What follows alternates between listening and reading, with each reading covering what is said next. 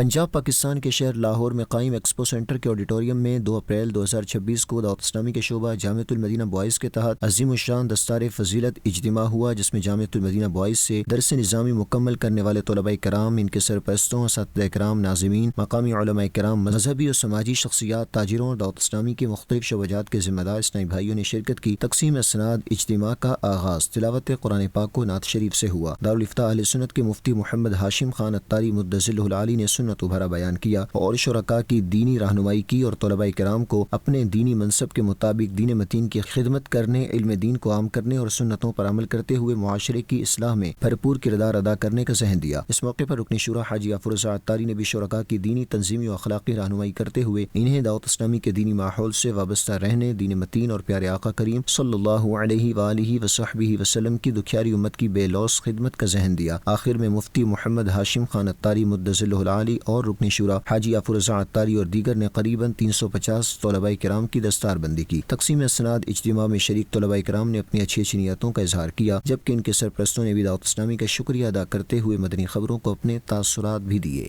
بہت اچھا فیل کر رہے ہیں۔ اللہ پاک کا لکھ لکھ بڑی شکر ہے کہ اللہ پاک نے گھڑی سانو عطا کی تھی۔ ساری دنیا اور آخرت کی بہتری اسے وچ ہی ہے۔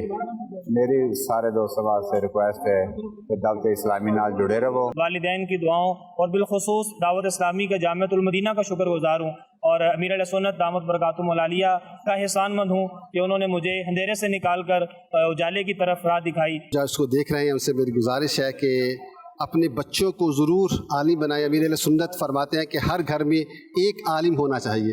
یہ عالم جو ہے یہ انشاءاللہ تبارک و تعالی آپ کی اخروی زندگی کے آپ کے لیے بہت فروٹفل ہوگا، بہت بینیفیشل آپ کے لیے ہوگا۔